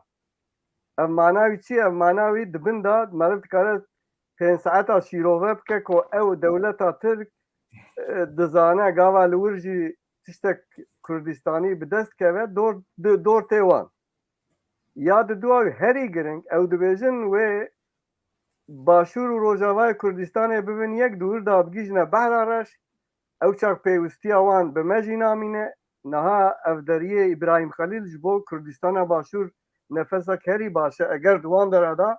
ew bibe heta ew dibe ne mesela ne Kurd tenê vî dixwazin Amerîkî û cihû İsraîlî û nizanim çi tev vî dixwazin yanî watê ku ew siyasetek din meşandin ewel bi mana siyaseta dagirkeriyê li meselê birînin. Yani dibe em ê nehêlin li wir ku ew dibên teror dewletî bixwe wisa dibêjin. Lê ne teror dewletî kî bibe bibe eger ji wan bê wê nehêlin Kurd di pirîketa deynê serev ji bo Kurd û Kurdistanê tabii. Ev siyasetek dagirkeriye. Ev yanî yê stratejîk e ji bo dewleta Tirk. Lê yê taktîkî jî gelek hene. Ji bo vana gelek tişta ji bo xwe bikartînin. Birên mesela Afrîn destê PYD da bû hûn dizanin. Destê PYD da bû û forseka wisa dikirin ku yanî watê ku basa şengalê pêşmerge bû dikeniyan kenê xwe pêşmerge û ew kê dikirin. û watê wana wir terk kir kes ne kes ji wan re dibêje ne ew ji hev re dibêjin wela em ji Afrînê reviyan me teslîmî dewleta Tirkiye kir. Ji bo wî dewleta Tirkiye taybet Erdoğan û siyaseta wî vî 5-6 salê da wî piştî bûye siyaseteka yani zêdetir dîktatoriyel bi piştgiriya Devlet Bahçeli û taybet jî em vî jî bîn bîra temaşevana ku yani bürokrasiya dewleta Tirkiye piçek ji destê AKP derketiye ketiye destê MHP û wana jî yani nijadperestin ku her tiştî ser neyartiya Kurd û Kurdistanê ava dikin. Car carna mesela gavadin ew mesela hunermenda û konsera bû ez dibêjim yani siyaseta pedekê da ku li hemberê konsera derkevin ez bi xwe nabînim nav siyaseta ew kê pedekê dibêjim pardon AK Partiye da. Lê belê ev mesela ew kê tu hê tu turênî mesela hê meh temam nabe walî dibêjin xwe pêşandan qedexe biye. Nizam çi qedexe biye. Yani her tiştî ev mesela 15 Temmûzê vir ve o xurtbûna faşîstayî di bürokrasiya Tirkiye'de, bürokratbûna Tirkiye'de wan mesela ew kirine. Vê mesela Rojavayê Kurdistanê û mesela koçbera tabii nav siyaseta navxwe da jî tesîra wî heye. Lê li gorî min tev avakirina wî ser neyartiya ku li Rojavayê Kurdistanê Kurd tiştekî bi dest nexin. Ha ji bo tevî vê neyartî û vê siyaseta dagirkerî ve jî ji bo Kurd hin tişta bi dest bixin wek Kek Henîfî jî got divê ser mitabaqata Hewlêr û Duhokê PYD û PDK û NKS PDK Sûrî wana partiya wan tev werin bahev hem di awayê eskerî da yek girtî bin hem di awayê civakî da û hem jî di awayê siyasî da ew kekî ji xwe re berekî çêkin ku dikaribin hinek tişt bi dest bixin ku dikaribin hinek piştgiriya wan bikin ew jî baştir ji hev ji bo pêşeroja Kurdistanê rihettir bibin destê wan rihet bibe û Başûrê Kurdistanê alîkariya wan bike wek mînak hûn dizanin di mesela çi bû ew bajarê ku bi hev re ew kirin Koban ha mesela Kobanê wedî wetê Kurd tev bûn yek di dinyayê da û li vê rolata naverast da Kurdê dinyayê tev piştgirî kirin ya nexwe bi rastî ew Erdoğan digot îro sibê dikeve diket. Eger pêşmerge wek meşrû neçûbûna wir sîlah meşrû bi xwe re nebirina diket. Ew de jî ew e yani dibe Kurd her ji bo ji dagirkera zêdetir divê meriv ji xwe re em ê çi bikin ku em xwe ji wan xelas kin. دوی او صد سیاست لهمبر ما پیک دینن ام صد و یک لهمبر وان پیک دین کوم جاکه وان در کبن او مافی خوی نتوی بدست بکن مثلا کوچبری داجی ترک و بخوازن محقق او کو هوکا لبر وان خودی کرنه و بلاش او نکن و جوان بخوازن شخورا جبو دولت خو پیش روز خو جبو بکا دولت خو جبو وان چپه وست به وی بکن هر حال جبو برجواندی کردو عربا ناس نوې درې خانیه پریکت چه ناکن محقق جبو برجواندی خو بکن از وی بله گلک سپاس گتشتک دنه ما به ام در باز از اما به هواککی از گریدم باو بشار اساد د دماوی دا لهمان دبره کو وگا به ترکیه خوازه خانیان بریکت چیبکه کمبرا عربی هاتا واکرن yani gund bidare zore kurdji gundên wan hatin derxistin erebên wan çolê alê derayê wan dera alê hemayê Humusê hanîn li wê deverê li gundê Tirka û li ser axa wan û li ser em bêjin çandiniya wan bicî kirin lê ew çûn cardinê çûn cardinê ew derdîsa diket destê Kurdan yani Türkiye ve keftu lefta ko Türkiye de dev ko lure cardine kemberek Arabi ava bike valaye. Rasti valaye. Türkiye enerjiya vi 8 milyon insan hafta 8 milyon insani tabi liser dijberiya kurda liser nijat perestiye xerc dike. Dike bomba u xerc dike به پنابرا خرج دکه ایوان پنابره قاتل نوا ترکیه تبوان که قاسم استانبول وگا daha para وان دوینه لوری ام بیژن نخوشخانه جوان را به اوکن به حقن yani به پرنه دنیا خود معاش دوان هزن لشکر اکو جوان را دویژن اسو آتش آزاد سوریه معاش دوانا او بدولار دخلتن او بدولار تين كردات كوجن تين زلمير كردات كن كردات رافينن او فيديا جوان خوازن تركيا گره ايدي dev جوه سياستا خبرده اب راستی گره برده گره دنابا تركادا هناك ايكو بچكي با عقل درن او بجنيا بس ايدي بس ما هوقاس پره هوقا انرجي هوقا خوين ام دريجن جماجي تيرجاندن وام ددن رجاندن جي لي ام تتشتكي جي بدس ناخن ام نكارن وانا بقديمه براستي نكارن كردا بقديمه يعني اول وري وان بريكاتا تشيبكن سبي وجاردن كردارن وان خانيه بريكاتا و كردرون و عرب بچان قرشا بفروشن جارنيارن چوله خو ابي يعني سپاس بله گوتنک کردی ده هیا خوش خبره ل من باورم که ترکیه کنگ بکار بگیجوی عقلی هم بنیرن بله امورن yani امورن دوزا حزب الله ترک بیجن که سال نوتی دا به تایبتی بلکه ترکیه هاتبو دامزراندن و لکردستان هما بیجن 165 حب کس کشتنه و 85 حب جی بریندار ایکو تیزانین ده 2000 دا مهایکا دا دیسا اندام کیوان بناوی حسین ولی اولی عینی مینا مثلا سوسرلغی که قذابو و جیتم درکت و تیو او کیوان هات اشکره کرن پشتی کشتن حسین ولی اولی او جالی کی جوا هاتیه کشتن کس نزانه یا جی ام نزانه مثلا حزب الله درکت ارته و اپراسیون دست بکر 18 حب مروان جهات نگرتن لی هفته چوی قاتل 109 کسی به نام جمال تاتار داوی او جهات بردان و اف دوزی به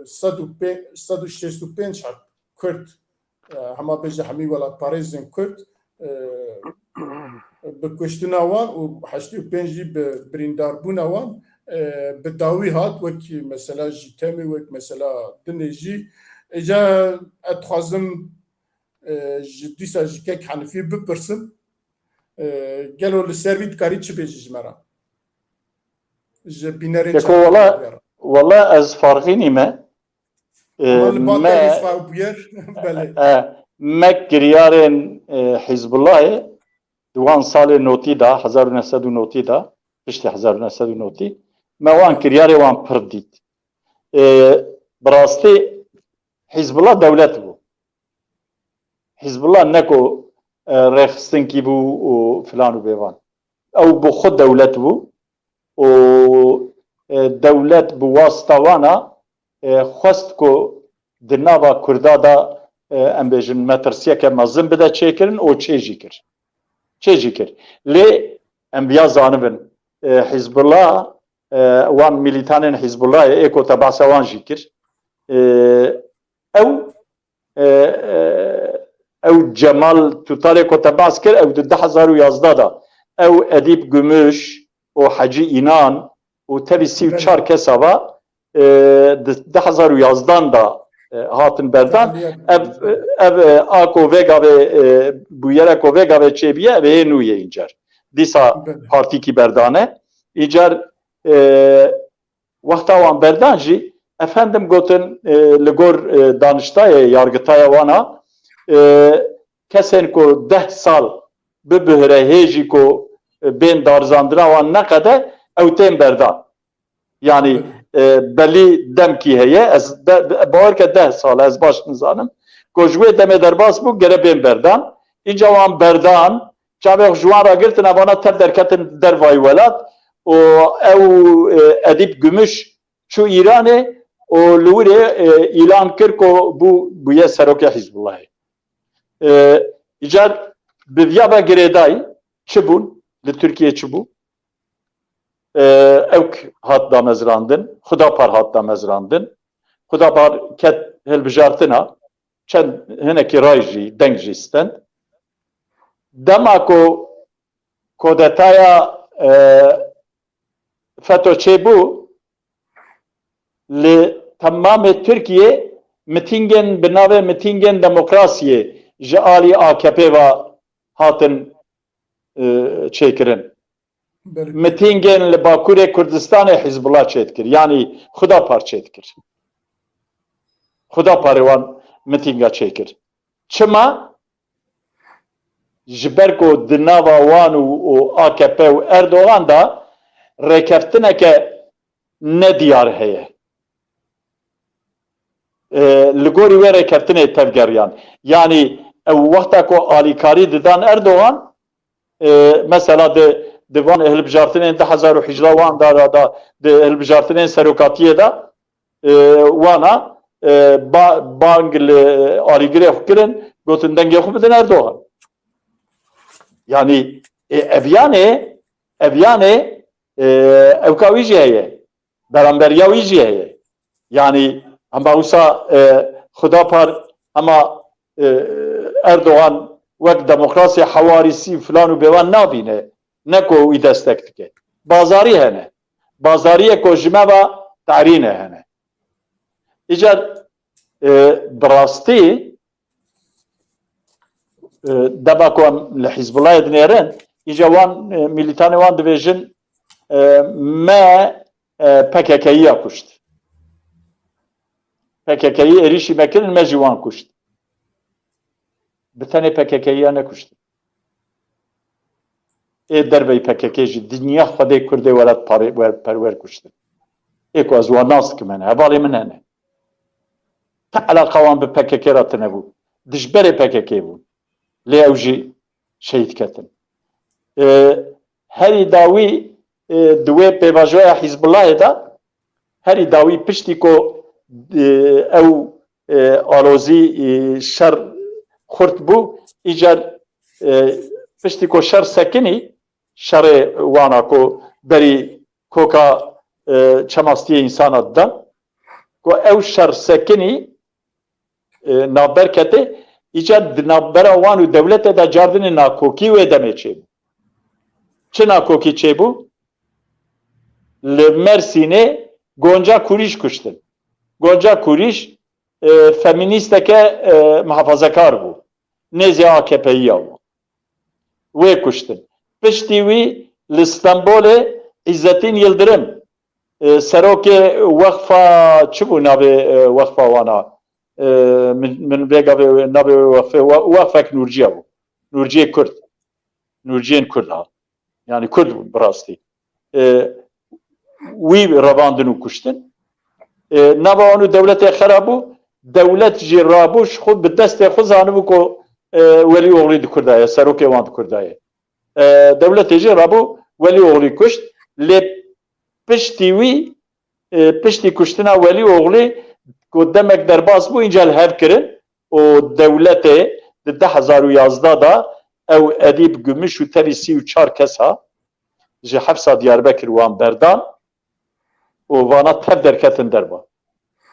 Tev ha. Kadroyê wanî sereke bûn. Tev kadroyê wanî sereke bûn. Derketin derba û îjar li gorî rêkeftina xwe û dewletê îcar milê xwe hildan û ketin nav siyaseta Tirkiye. Xudaparê ava kirin. Ez dikarim wî bêjim. Lê îro navê wexfa Zehra bû.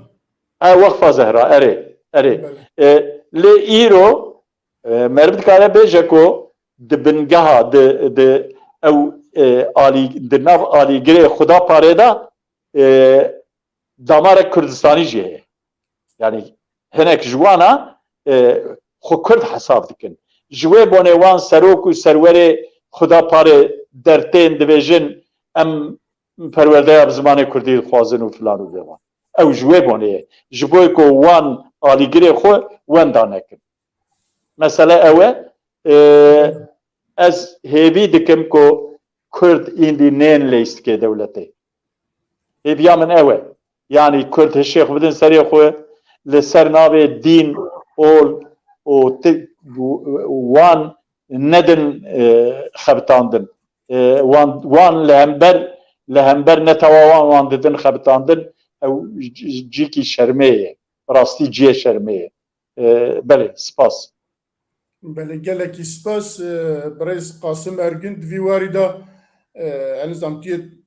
bikar vê tiştekî bêjî lê ez dixwazim bipirsim ya jî ewkekî din bêjim ev Cemal Tatar ku dibêjin qatilê ne 109 kes ye di Tutareke ku tutar. Tutar belê di mehkemê da ji heyeta mehkemê ra dibêje zêde ewk nekin em ê we jî bişênin ba Gafar Okan. Yani dibêje me wî kuştiye eger hûn zaf xeber din em ê we jî bikujin lê bi wî gotinî tê wî maneyê ku qatilê Gafar Okan jî ew in û dîsa jî dewlet wana serbest berdike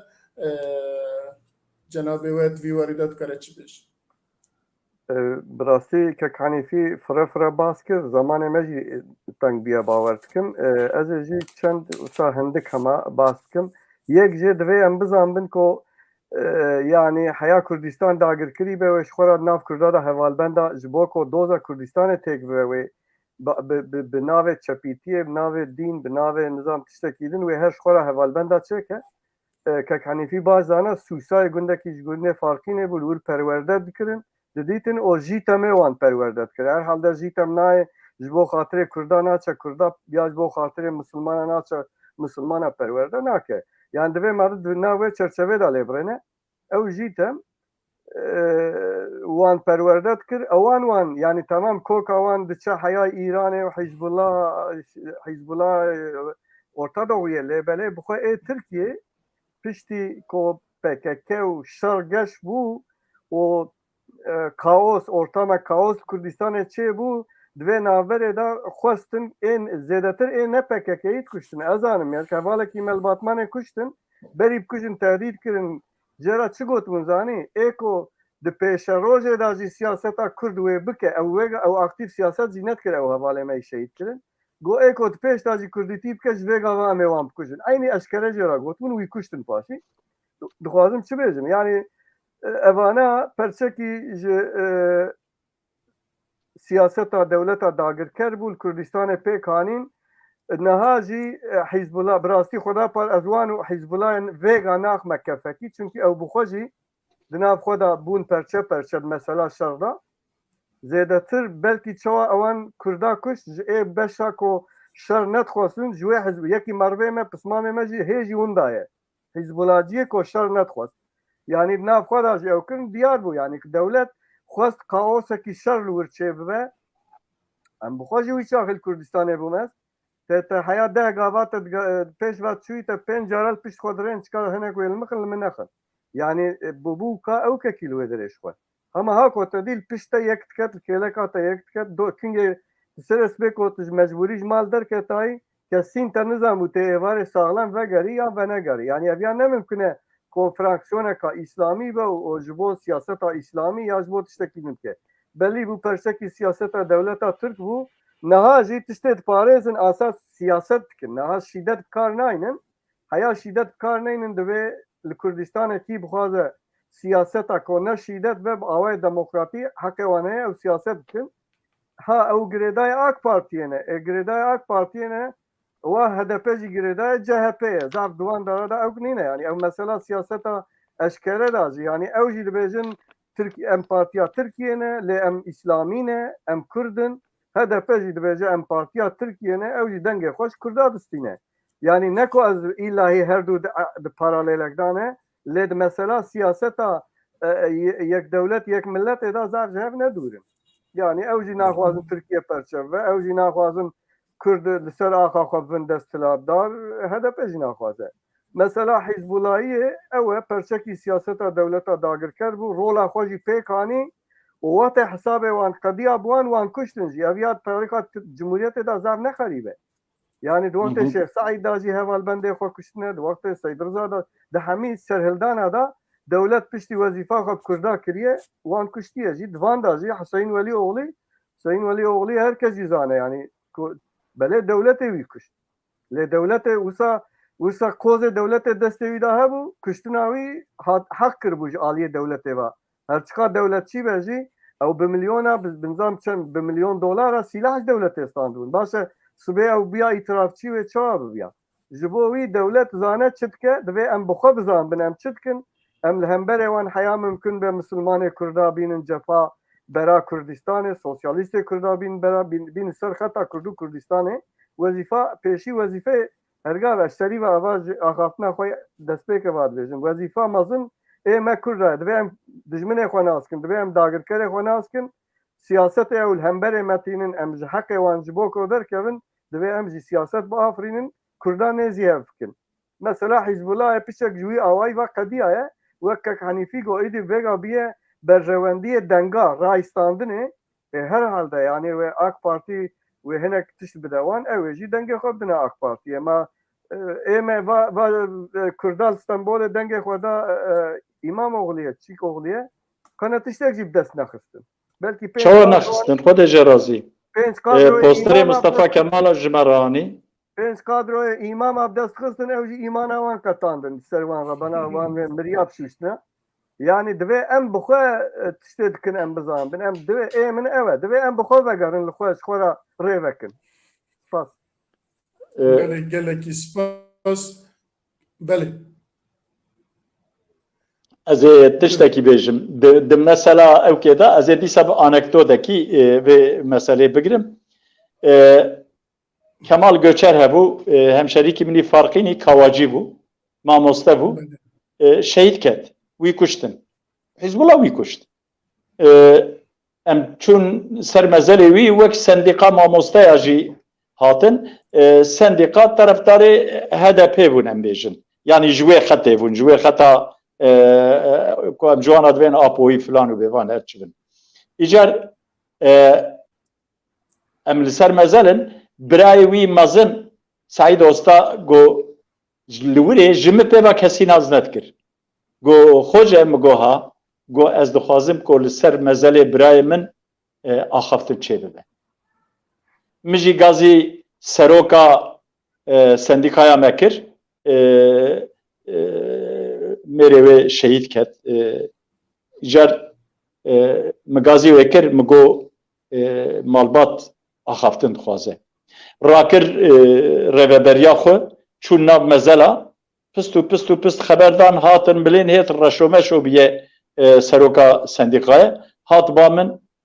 got ya gere ez xeberdim ya tu xeberdî. Wallah min got eger ku mesele li ser min û te mabe min got ez mêrantiyê nakim nav destûpiya ez ê xeberdim lê belê min got bi şertekî got çi ye min got hevalê te gotin çima xeber nadin got hevalên dibêjin hevalê kê ve bira ew xeberdim min jî min got wallah Kemal kawacî bû lê ez bi xeberdana li ser cenazeyê wî ez ji xwe re wek şerefek qebûl dikim min xeber da û wala piştî wî vay şahidê min hene piştî wî polîsa xwest ku min bigire û filan û êvan axirê me xwe xelas kir îca babê min wallah Kurda dikuştin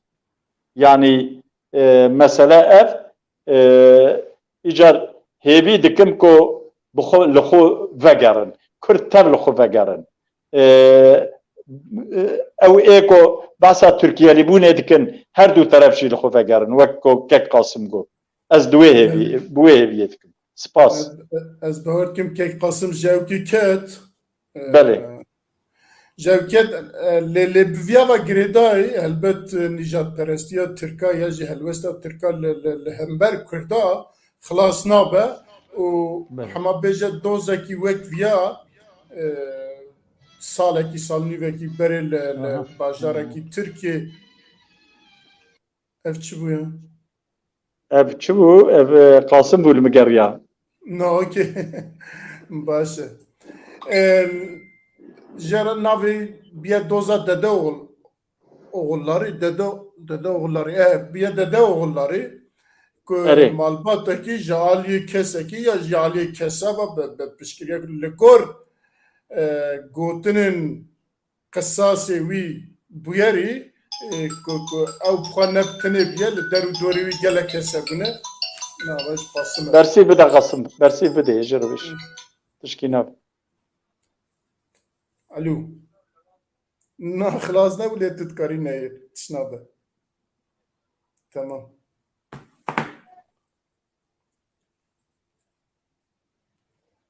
belê jê ew piya nikare biz vere êdî min got hewce nake îca qisasê wî do ev hefte hate berdan lê qisasê wî di gotinê xwe da gotinên ecêb dibêje di telefona xwe da ya ji di axaftinê xwe da dibê xelq piştgiriya me dike ji me re pere tişeyne û dibê polîs jî di îfadê me da piştgiriya me kiriye û wa diyar e ku ew nebtinê ye jî lê Tirkiye dîsa jî wek li hember Kurdan nîjadperestiya xwe nû kir ya ji nû van nîşanê me kir anî bîra me ku ji me re dibêje binêre wextê ku em bixwazin çi li Diyarbekirê çi li Hizbullah û çi jî li bajarekî Konyayê ya jê derekî din em dikarin we bikujin û ev bûyer jî bi vî away Tirkiye dixwaze serî bigire li hember viya ege gotinê te hebe belê ev bûyer çi hêşanî me dezanî yek li Tirkiye di hiqûq heye hiqûqa Tirka heye û hiqûqa ji bo Kurda heye yanî wexta ku mesele dibe Kurd hiqûq dibe tiştek dinê rêveberiya dewletê jî dibe tiştek dinê yanî polîs wexta ku ji kujer ra difetile ew mervê kujer jina wî filan wexta ku telefonê pê re xeber dane ew dokûmentên telefonê vêgavê derketine di medyayê da divê polîs min ra gotiye em zanin hûn jî kîne û em zanin ew jî kîne ew jî kîne yanî ew em zanin ku hûn Tirkin û ew jî Kurdin û divê polîs xwedê ji dewleta me razî be dewleta me mezin e em pir jê memnûnin tişmiştê wisa jî dibêjin وان تلفون خدا او اغفتنا وان در کتیه سر کاغذا در کتیه دوسیا محکمه ایجار براستی یک جد مثلا حقوق دایه ام کرد گره ام وی باش بزانبن حقوق ددونه لترکیه یک حقوق جبوی کردا یک حقوق جبوی ترکا اویا یک و اید دنیا جی در ریببریه دا جی هلوستا ریببریه جی جبوی کردا و جبوی ترکا جدایه یعنی او ایکو دولت بریبه دبن بچابکی دن لکردا دنیرن و بچابکی دن لبرای خود دنیرن او برای هبن بابی من ام گرب یا باش زانبن او نبرای منه مخابن نبرای منه هنک كردين ما دبين ام برايه هبن لي والله ام نبرايه فره او مثلا كودبين ام برايه هبي مسلمان نجي فره يعني جاميرا بوك نجات پرستي لبي مسألة دنيرن او حفت كس هاتل قتل كرن مخابن قرسيبون شخورا تشوفون لوان درا قيل قرسي بلكي کار و خبات ندیتون او ندیتون چون شخورا الوری بجی بوون و خانی چه کردون و فلان و الوری بجی بوون و وان کشتن و نبتتشتکی جی ممکنه که یک کس به سر خو هروان بکشه نه ممکنه ارگانیزه هید بیشی دا لیبله لگور محکمه لگور پولیس تشتکو سا نایخوانه کرن یکی گرتنه تمام يعني وان اولش چند حبا گرتن جبوی کو هنکی آگری ما کردا بچکی دا کبه و پاشیه تما یکو بردن و وگاوه یک تندر دامایه يعني جامعه بما دکنن اینجا مسئله چیه زانی حتی نیکو ام ستاتیو خو آوا نکن ام بخو خو اداره نکن کو ام حیا ام دکاربن ام نبن دولت او هر حال ما اب اما ايه كشتنيبن اما ايه كشتنابن اما ايه كو هرن توالت وان پاکشکن ايه كو هرن ان کار خراب کی جانبن وی کاری بکن اما اوون ام بیانه گره ایندی ملت ما هشه خو بده سری خو او در ریا نتوا خدا تکبه نف تبگره ارگانیزه ببه او برين ديمقراطيك وبرين سياسي ام بجيجن هن ما فين خو ازناب ما ام دجيدا دولت اواكن وفلان وفلان ام شخورا بجيجن هن ما فاش بوي خود پیغمبر يعني جاري كده ما باسا موسيقى كردي كر ما باسا زمان كر يا زماني ما تقته زماني ما قدم قنا زماني خود دس بخن يعني فان ميناك انا البر شعبن فانا جمرة اوكن يعني جمرة يعني بونه جرب بوين درس جرج ملته مرة بوين درس ام هرن خب حفت آبه كوسر جي مخبشون ام كردن و ام اوه بچاوه نيارتي المبنيرن جرا ام ويا باش بزانبن و از هيوي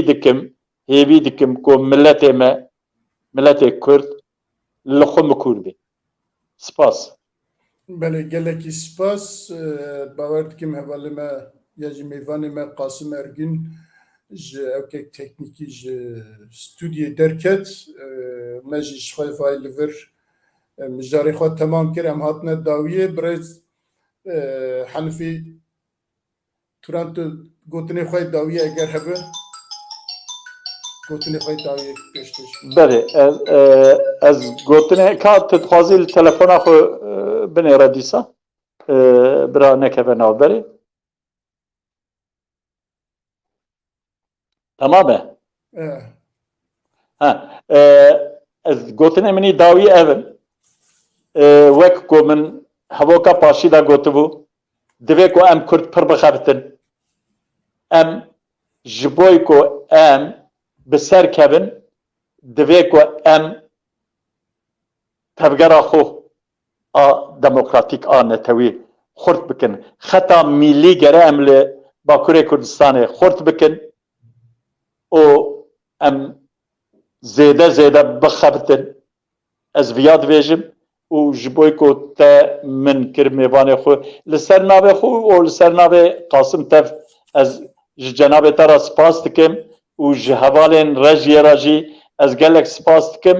û spas mêvanên temaşevanên hêja ji ber ku heya vê saetê we li me guhdarî kir mala we ava ve hûn her bijî. بله ام جی بناوی چارپل مدیا گلکی سپاسی وتکن که وجی 2 ساعته خود دامه اما 2 ساعته مرا داخفن و بیرو بوچنی خود دین زمان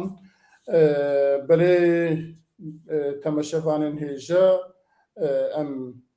وی برنامه جی ایرو لور دقدینم از گلکی سپاسی قاسم ارگین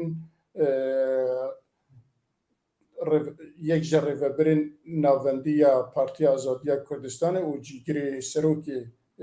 پارتی آزادیا کردستان قاسم ارگین و حنفی توران اندام مجلس پارتی آزادیا کردستان و بردف که سروکی گشتی یا پارتی آزادیا کردستان هم گلک سپاسی وانات کن و سپاسی کن با بیرو بوچونی وانجی کوش با مپشکش کرن و هم سپاسی وقت کن که اول 2 ساعت هون گداریا متکن هوید کن که متشتکی کاربه جوارا گوتبه و میوان مجی که کاربن هنکی لسر بیارا ورونی کربن یا جی کاربن گوتبن و اسپاسی حوالی خواه رجیت کم که لپشت پرده اوا بود 2 ساعت او که قهرمت کشینن سپاسی وانا جید کن و حتی برنامه کیدن بمینن خیرو خشیده بخاطره